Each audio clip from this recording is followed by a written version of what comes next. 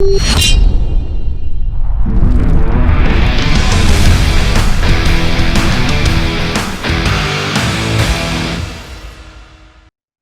hi, everybody. This is Mike Howard. Welcome to another edition of the Ronin Leadership Podcast. It's been a couple of weeks. We've had some personal travel and just trying to get situated back here. A lot of other things on the plate, but glad to be back in front of all of you all with another podcast. We're gearing up for another series of people that we're going to bring onto the podcast that I think you'll enjoy. Appreciate all of your comments, all of your thoughts, and all of your subscribership. We're growing our subscribership on a regular basis, so thanks for spreading the word. And if this is your first time, or if you haven't done so already, please hit the subscribe button, hit the like button. Please tell everyone that you know about the podcast. This is a leadership podcast, but we talk about a lot of different things as well. We're actually going to really start expanding a lot more of this podcast. So leadership will always be a big part of the DNA, but certainly the other things about whether it's political issues, cultural issues, personal health, wellness, all these other things, we're going to really start to expand what we're doing in our podcast. I have three books out. The Art of Ronin Leadership was my first book. It's available on Amazon and on our website, mikehowardauthor.com. Wrote a sequel to that, The Art of Executing Ronin Leadership Strategies. And that, again, available on different mediums that you can find on our website. The one that I'm really promoting right now is my latest. It's called Full Circle. It is my first foray into the action thriller genre. It's gotten some great reviews, people who've read it. I think you will enjoy it. It's about a CIA officer engaged in some interesting activities against bad guys. Thought he was out of the game, but now he's back. I think it's a fun read. I think you'll enjoy it. And if you do, I encourage you obviously to buy it and read it. And then if you so desire, please put your review on Amazon.com. It really helps us authors out a lot. So thinking about what to talk about today, and literally I thought about this topic less than half an hour ago. I am part of the Colorado Authors uh, Hall of Fame Board of Directors. A great friend of mine, Judith Briles, they call her the book shepherd, who has collaborated with me on all of my books, is out of Colorado. She started the Colorado Authors Hall of Fame, and even though we don't live in Colorado, she asked me to be part of uh, the, the board, which we do a lot of different things to support authors, obviously, primarily in Colorado, but we have inductees every year for a ceremony for awards for ability to publish and have influence in the literary world. And it's been quite an experience to be part of this group. And as we were going through looking at inductees for this year's Hall of Fame, um, towards the end of it, after we'd gone through all of um, our evaluations, right, and we decided who we were going to bring into the Hall of Fame. You may hear my dog every so often. She's got very sharp ears, and if she hears anything around, she's a Chihuahua, but she's a pretty good guard dog. You might hear her barking every so often, but it's okay. Uh, so at the end of the meeting, uh, Judith just positioned something that she thought would be fun, right? So she said they do featuring an author on I think her podcast every so often, and one of the questions that she's going to start asking is, okay, who are the maybe the top people that you would invite to a dinner party? And we kind of noodled on that for it. It was actually fun. It was a fun exercise. And I thought, yeah, that's really cool. So I thought I would spend this podcast just kind of looking at and talking about if if I were going to have a dinner party, outside of, my wife, Janice, who would who would I want to invite? And the criteria is you can invite anyway, they don't have to be alive. They could be deceased, but people that you thought would be very interesting to be at a party. And I think that you should try that as an exercise, either with your friends or family, whatever, because it's kind of very interesting to see who you invite and why you would invite those particular individuals. So I thought just for fun, there are obviously leadership tie-ins here. I'm going to give you, if I had a dinner party, who are the people I would invite? Yeah. So, and there are no order of I don't top person to the bottom person. These are the people I thought of, kind of stream of consciousness, who I'd invite.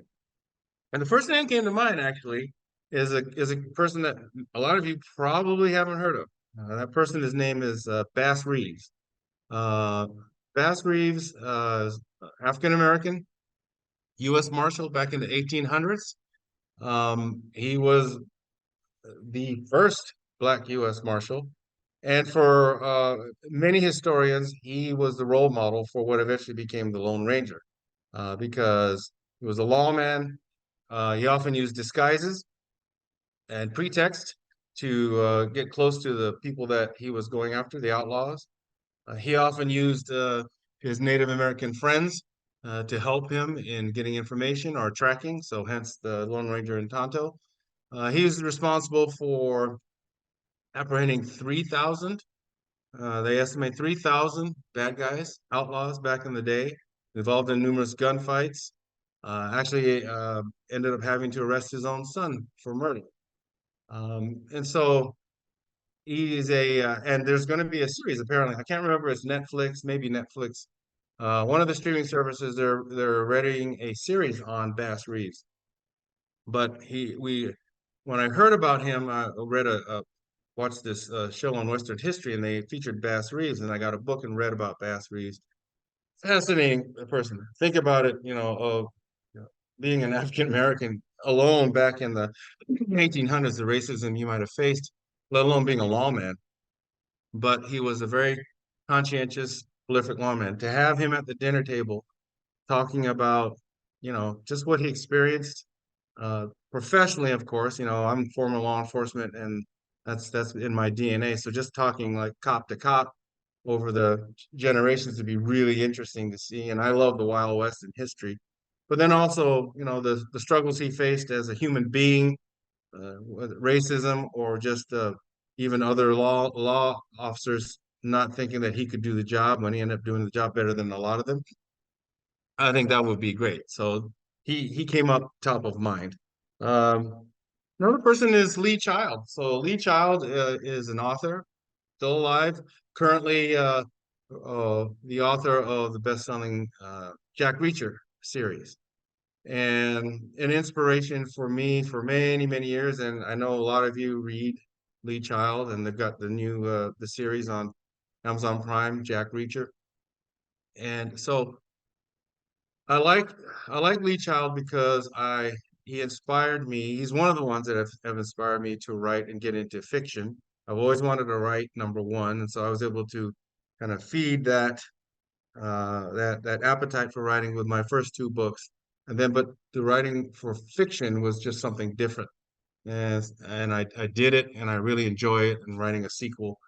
And it's not like you want to copy and emulate, because Jack Reacher, it's its own thing, but you can glean, the way to write prose, pacing, timing, etc.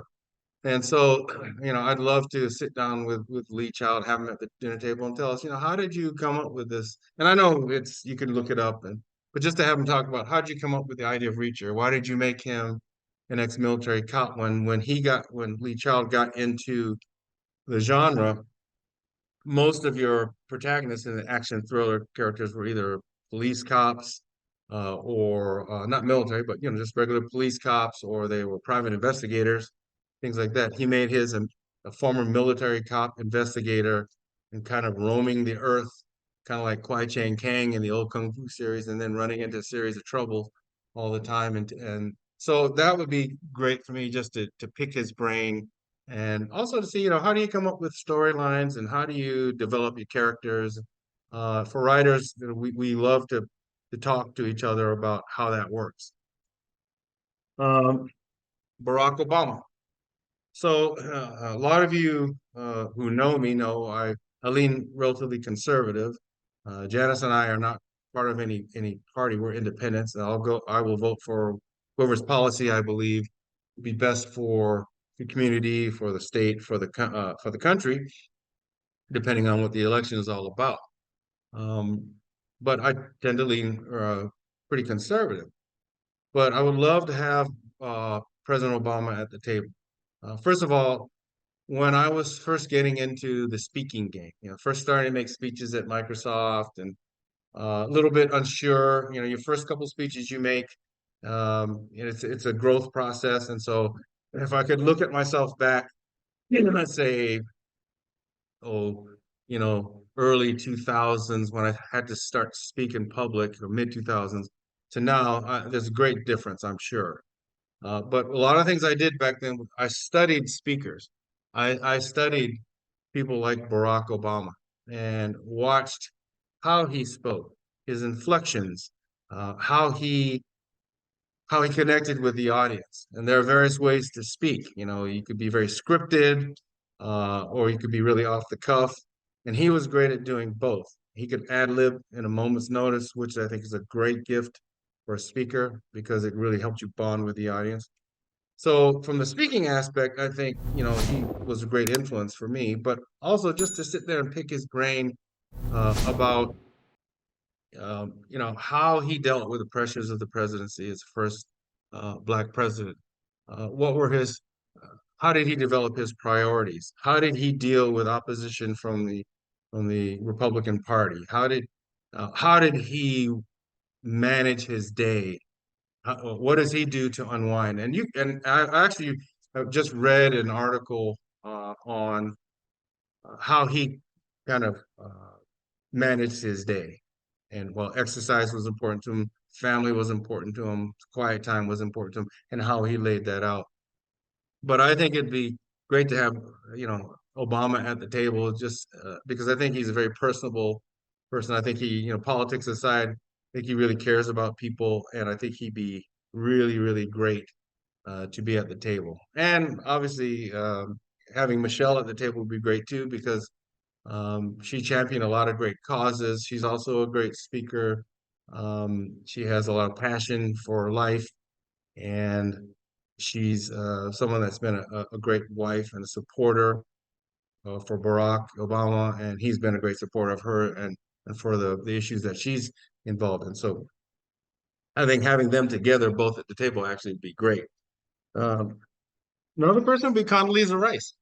So, Condoleezza Rice has had such a great background as, she was National Security Advisor to George Bush Jr.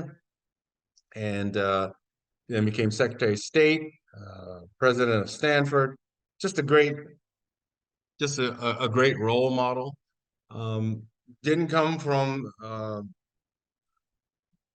beginnings that were where she had a lot of wealth or privileges. She came from a very humble, very poor background and made something of herself. And it's a great success story, especially for African Americans and for anybody to see that you work hard enough and you follow the rules and you have goals and motivations and you strive for something, you can make it.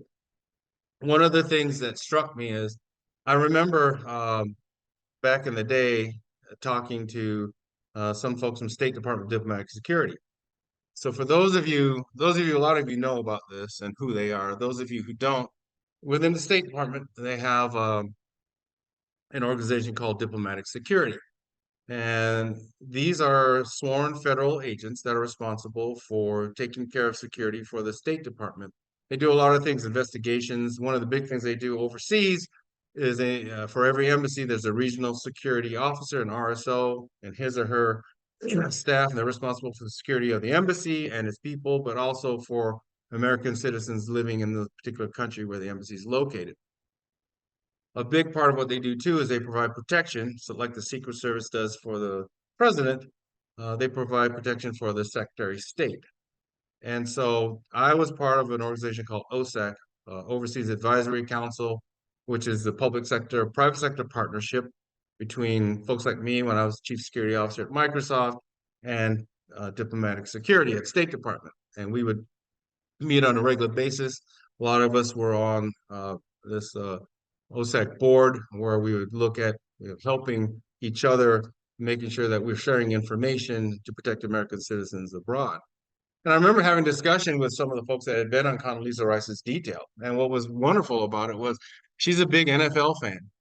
And so, on Sundays, she would ask for scores from some of the agents on her detail. And she fancied herself, I think, at one point, becoming maybe commissioner of the NFL.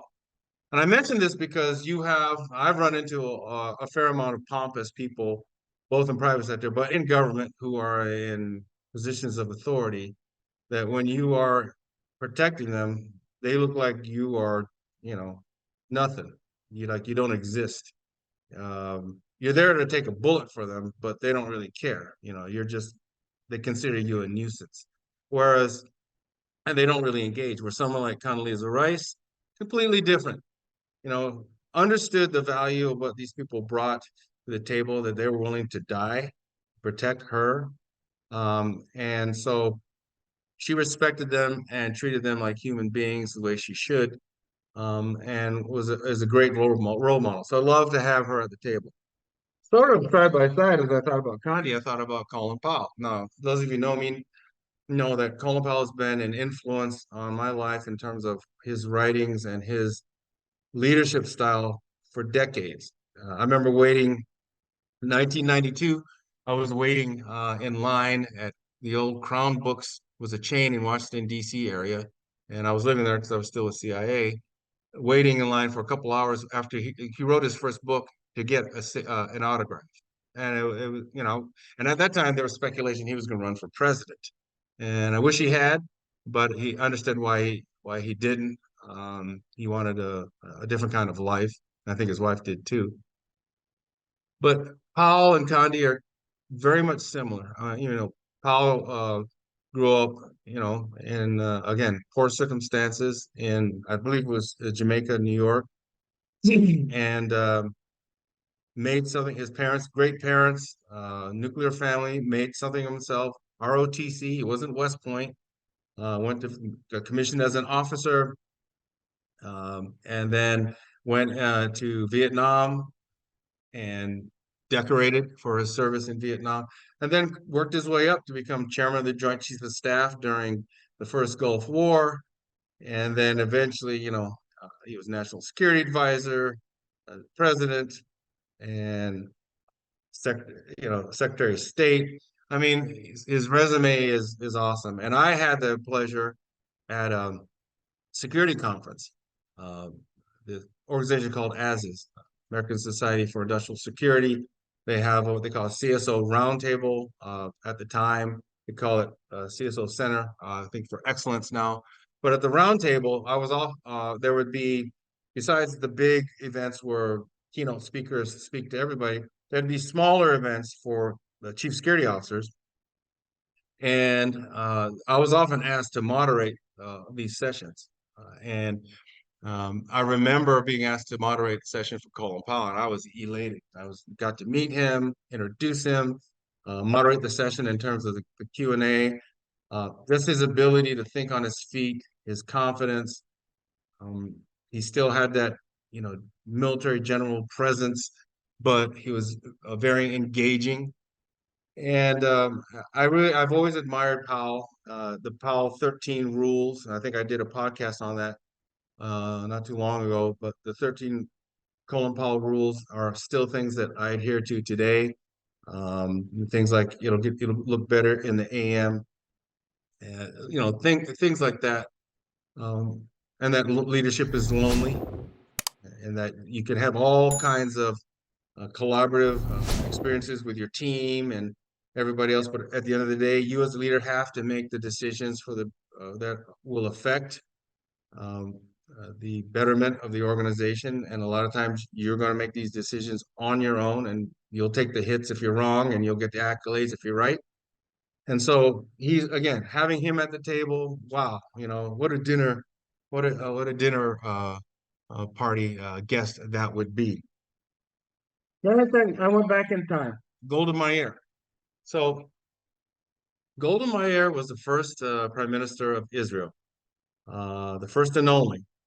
And you know, I often think about her.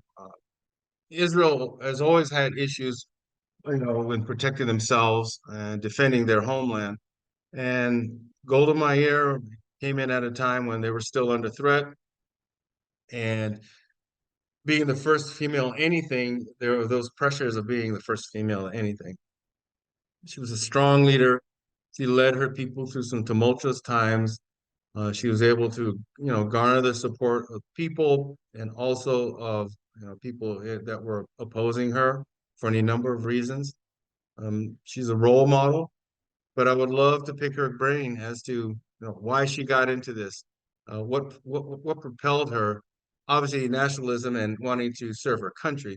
But what propelled her to actually get into um, wanting to be prime minister and going for it? And I just think it's awesome. I mean, if I could fill the table up, I'd also have Maggie Thatcher there, right? I think Margaret Thatcher is another person, the first prime minister in the UK. Uh, the Iron Lady, they called her, strong-willed, tough, a very good friend to the United States, good friend to Ronald Reagan. Stood her ground in the Falkland Islands, anti-communist, and could hold her own. And when you talk about, you look at, you've seen those videos of Parliament. They go at it, right? They go at it, on each side and come after the prime minister. And she held her own and developed a legacy for not just female, but just all prime ministers in the UK. So Golda Meir and having her, um, Maggie Thatcher at the table would be great.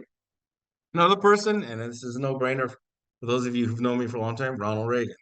I consider um, Lincoln to be my favorite president.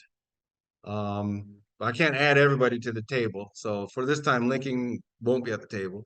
But Ronald Reagan, I wanted him to be at the table. While I was on the director of CIA security detail from 84 to 86, Reagan was in office. Would often see him. They're walking in the White House. We would deal with the White House Protective Security Detail a lot as we're bringing in Casey or going to events, because Casey, our director, was a cabinet official in Reagan's cabinet. So we went to the White House all the time. We went to a lot of venues where Reagan was. The classic. He's a great leader. They call him the great communicator because he could touch and you could relate to him as an American. He was strong in terms of defense of the country. He cared about people and great sense of humor. You know, and even after he was shot, he still kept that great sense of humor. And we knew a couple of people way back in the day who were on his detail when he got shot, and they just completely admired Ronald Reagan. I think, and could you imagine having Reagan at the table with Barack Obama? I suspect they would have more in common than they would have differences. The, the problem nowadays is that politicians on either side of the aisle, they actually don't like each other. In some cases, they hate each other. Uh, and back in the Reagan days, and I tell this story all the time, he and Tip O'Neill, who was the secretary, oh sorry, who was the Speaker of the House at the time, and Reagan very much conservative, and O'Neill very much a liberal from Boston, Massachusetts, didn't agree much on policy, and they could fight it out during the day. But during the night, when they maybe Tip would come to the White House, or maybe Reagan would go to Capitol Hill, maybe they'd share a scotch, or later on, or play golf at some point. They would figure it out for the betterment of the country. And I suspect a person like Barack Obama, who's very much wedded to obviously liberal principles, and Reagan very much wedded to conservative ideals. I suspect I don't know them, but studying them enough that their souls, their spirits, the way they can look at America, I think they would be able to talk. It'd be a fascinating conversation to have both of them there, and I think I think that would be great. So having uh, uh, Reagan at the table would be great. Harry Truman. I think Harry Truman. I thought about why he would be at the table. A person that sort of, and I'm reading his biography now, but that didn't actually influence this. I've always admired Truman. He had a hard decision to make in World War II. He followed Roosevelt after Roosevelt's death. The war was still on, and he had a hard decision to drop the atom bomb on Japan. The decision was to let the war prolong for another couple of years, where hundreds of thousands of Americans and Japanese would probably die as Americans and the Allies were closing in on Japan on the mainland itself, or ended with making the hard decision to drop the nuclear bomb. Now, in hindsight, 2020, you'll find a lot of people nowadays say, "Oh, you shouldn't have done that," and that was the wrong thing to do. It ended the war, and as much devastation as it caused, we eventually were able, as a country, to get Japan back on its feet to where it's now, obviously a great power and also a great friend. But I would love to have him there to just pick his brain as to his decision making process of getting there. And I also love the fact that when he says the buck stops here, and he had that thing on his desk that said that, he meant it. And I like that about leaders. You have leaders that always talk about, oh, the buck stops here, but every time the buck stops there, they always move the goalposts or they blame someone else. It's never their fault. And I hate leaders like that who it's never their fault. It's always somebody else's fault. They never take the responsibility for when things go south. They only like take credit for good things. And Truman was a person who wasn't perfect, but when he said the buck stops here, he meant the buck stops here. I will take the hit for a decision that I make that I believe is the right thing to do. And if it's the wrong thing, okay, then I'll say it was wrong. And if it was the right thing, then I'll say it was the right thing. He was very plain spoken, came from very humble origins to become the president. And I would, again, love to have him there. Another person I want there is Billy Graham. I think Billy Graham, it was America's evangelist.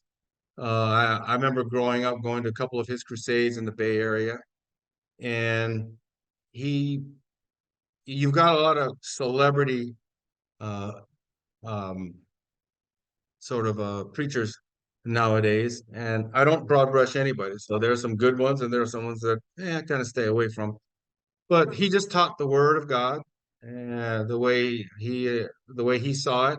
He taught salvation. There was no razzle dazzle, uh, but he was a quiet, um, yet very focused, mission-oriented individual to try to bring as many people to be saved as possible.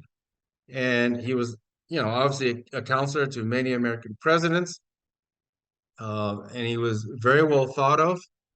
He led a very rich life, faith-filled life, not always, not always, you know, good things happening. There were he like everyone else, he had some bad times, but he kept the faith literally and grew his organization and the influence of his organization worldwide. Those crusades were global, and the lives he probably not sorry, the lives he saved uh, by turning people into showing them the word and leading them to be saved. I think is phenomenal. So again, he'd be one at the table. Martin Luther King. Uh, Martin Luther King is someone to be admired for his work in the civil rights world, and he was bucking the trend even in the Black community then when you had Malcolm X. So again, as somebody that I admire because Malcolm was able to kind of look at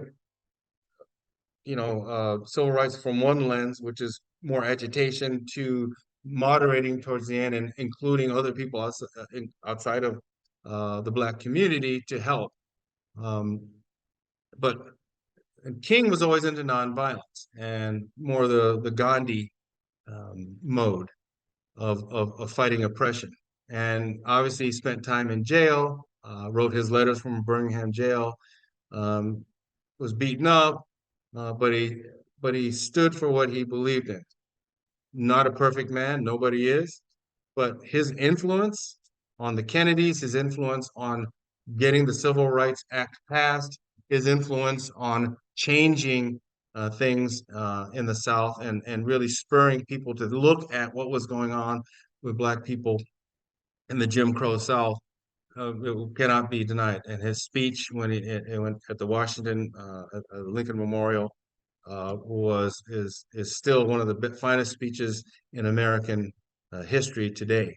But to have him there at the table talking about his experiences, what he felt, the fears he felt, how he overcame them, how he felt he could lead this movement. Again, the leadership thing is really great. And then something, the last one is something I stole actually from Judith when we were just finishing up this last meeting was Paul Harvey. Uh, there are a lot of you who are younger who may not know Paul Harvey. Paul Harvey was a syndicated columnist, a radio host, and he had he had this kind of wit and common sense about him. And I can remember as a kid, it seemed to be always on Saturdays, like lunchtime, when Paul Harvey's broadcast would come on. My mom would listen to it, and I would listen to it, and he'd always end off with it, Paul Harvey, good day. And I remember, but it was his vignettes about people, his vignettes about America, and really talking about the goodness of America, the possibility of America, uh, the inherent human kindness that people can have, the extraordinary things that people do for other people, and he would give examples of that. And he was on for decades, and you know he he reminds me of Will Rogers back in the day. They had that same kind of wit about America, and this, it was just they were very good at expressing themselves and being able to tell a story and leave you inspired afterwards. In fact, I'm going to start listening to because it's in the archives. You can find it, on streaming. I'm going to start listening to Paul Harvey on a regular basis again. It just struck me. He's somebody that I'd want at the table. So can you imagine having all these people at the table? Bass Reeves, Lee Child, Barack and Michelle Obama, Ronald Reagan, Condi Rice, Colin Powell, Golda Meir, Harry Truman, Billy Graham, MLK, and Paul Harvey. Having them at the dinner table, man, that would be a great dinner table conversation. So I just thought I would talk about that and the reasons why I have these people around the table. And it's a great exercise, not just because it's fun to do, but the people that you decide to have at the table also says something about you. Why are they important to you? Why them as not as opposed to somebody else, right? And keep it to 10. I think we did like 8 with Judith, but keep it to 10 because there's so many people that you can add. But just kind of look at 10 people and then have a conversation, and it'll help inform you also of why you chose these people because it'll make you think about why. So that's what I have for today. Again, we're getting things set for another round of people coming in for interviews, and we're going to do some different things moving forward. We're not just going to do the leadership subject. We're going to do, some other things that I think just kind of uh, widen what we talk about and who we may bring on, because I think it's just fun. I've been enjoying doing these podcasts. I've been getting a lot of good feedback. Again, our subscribership continues to grow, and I think it's because we're trying to keep this thing real. We're not saying one size fits all when it comes to leadership, or that what I say is gospel. This is Mike Howard speaking, but I'm enjoying interfacing with all of you. And so please Continue to subscribe, hit the like button, tell friends, family. I always say, tell your enemies about it because they probably need it more than you do. This podcast. Go to MikeHowardAuthor.com, Amazon.com. Take a look at my books. I would encourage you to look at them, read them, and then give me some reviews on Amazon. Helps me get better as an author, and helps me keep moving forward, keeps me motivated. So until then, we'll take care. This is a Friday. I'm doing this on a Friday, so have a great weekend and take care. Bye.